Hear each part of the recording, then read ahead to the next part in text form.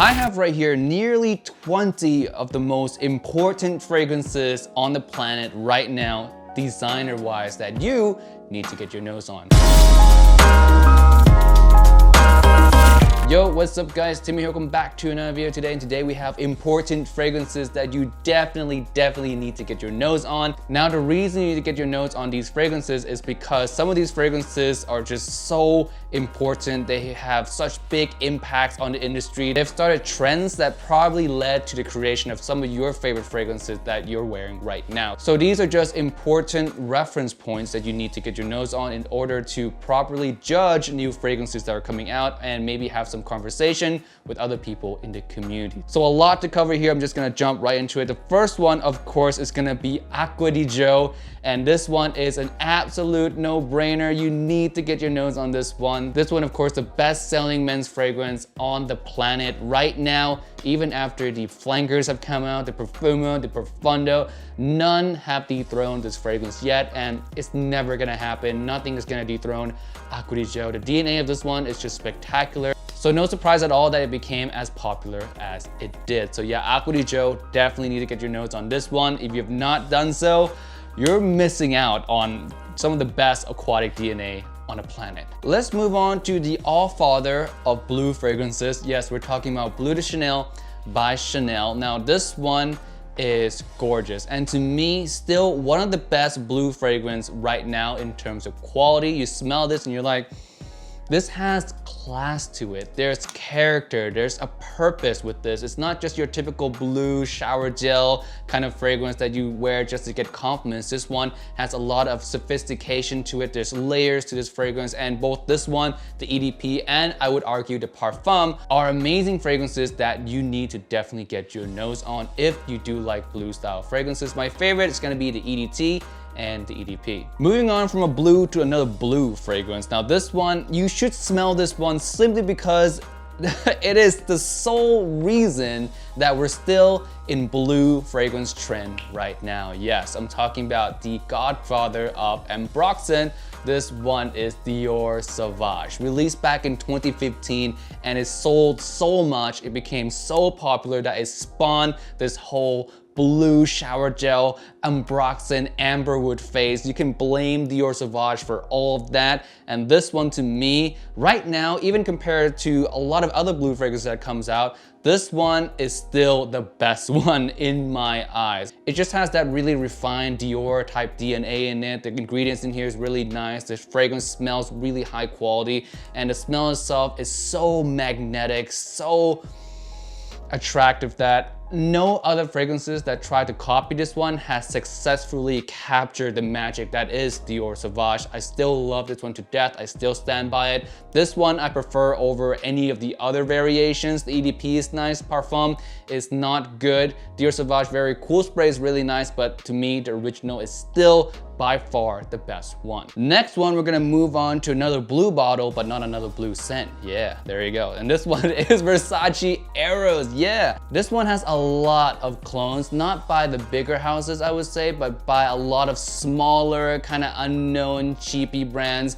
I smell this a lot whenever I go to like Perfumania or any of those fragrance outlet store. I'll smell this DNA in a lot of other cheap fragrances. So save yourself the hassle of going through all those crap and smell the original. This one is still the best one. It has a sweet DNA, that minty vibe. Best for clubbing or going to the bar, night style situation, or generally fall time where you want a lot of compliments. Like I said again, this one, the DNA is everywhere, but please check out the original first. This one is still the best. And this one is a new bottle, and I bring this up because a lot of people have said that this one has got reformulated, it is weak now. On my skin, none of that is true. It's still plenty strong, and this is indeed a 2020 bottle. Next, we have two Diors. We have Dior Homme and Dior Homme Intense, and both of these are the original pre-2020 version, of course. Now, I heard Dior Homme Intense 2020 smells the same. I've not smelled it, so I'm not gonna say anything about that, but Dior Homme 2020 is definitely way different. So I'm talking about the original Dior Homme here. And the reason you need to smell these two fragrances is because of the iris. Yes, this DNA is still around in a lot of fragrances you know today.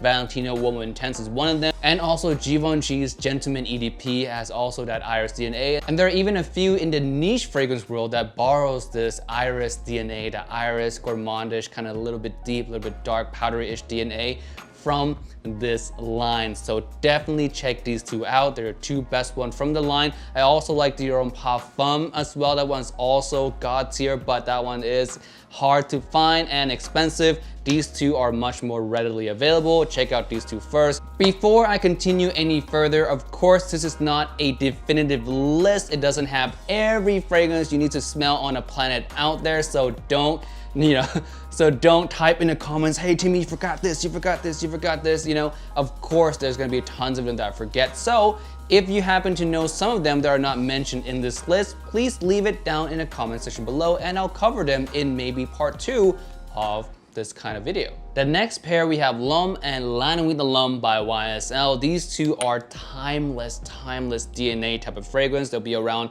forever and they still will smell great regardless of what age you wear this, what era you're in. These two will always be timeless. Now this one has a really nice ginger DNA to it. It's really refreshing, really nice guy type of fragrance while still being plenty attractive for a nice guy type of fragrance. This one on the other hand is a really gorgeous cardamom fragrance and is one of those legendary lady killer type of fragrance, if you will. A lot of girls like this type of DNA. It's fresh, it's sweet, it's spicy. It has sparkliness to it that really draws people in.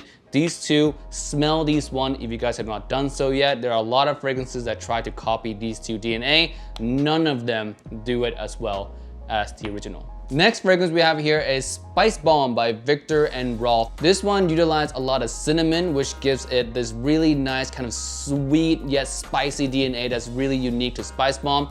Add on to that is a lot of other dry spices that's in here as well. Very groundbreaking DNA. I remember smelling this one for the first time and just instantly remembering the DNA, man. You can smell this off people and you know instantly that was Spice Bomb. It's kind of like Aqua di Gio in a way where you smell it off people and you know that's Aqua di Gio. It has that kind of timeless, very distinct, unique DNA that you can't mistaken it for anything else on the market. This one's the one that started the whole line, of course. There's Eau Fresh now, there's Extreme, and there are the two Night Vision flankers that we don't want to talk about, but this one to me, if I were to pick just one from the line, is still the best one. Next one we have here is Invictus, and yes, this is not the Invictus bottle. I don't own Invictus yet. This is a 2018 Invictus Aqua, of course, but Invictus is everywhere. The DNA can be found in a lot of fragrances that you know, even in some bigger brands that you know, like Valentino, for example, have Born in Roma. Viktor and Rolf has Spice Bomb Night Vision.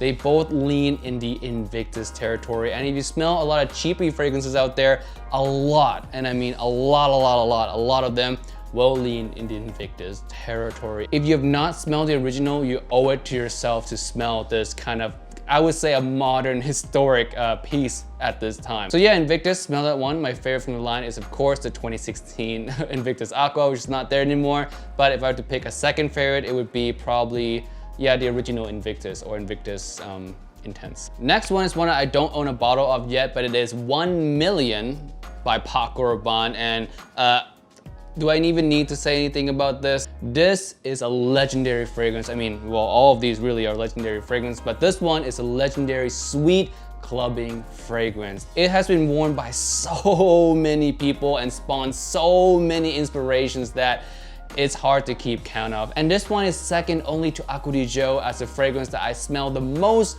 of just random strangers walking around here in Las Vegas. And you can smell the fragrance even now and you won't have anything to complain about it because it is really that attractive. It has a little bit of a gourmandish fruity DNA that's so captivating that I see why it became such an incredibly popular fragrance. And with that, that's gonna wrap up this video. I actually have a ton more here I wanna talk to you guys about, just a sneak peek, I guess. There's La Mal, there's YEDT, there's Prada L'Homme, there's the Mugler line, of course, there's a whole bunch of other fragrances here, but I feel like this video already ran pretty long. So I'm gonna cut the video off short here. I'm gonna do a part 2. Also, in preparation for part 2, leave down in the comment section of this video any fragrance that I didn't mention on this list that you yourself also think is very, very important that people get their nose on. I'll add a lot of those onto part 2, so please comment. And with that being said, guys, thank you guys so much for watching. I'll see you guys in a video. Peace out and bye.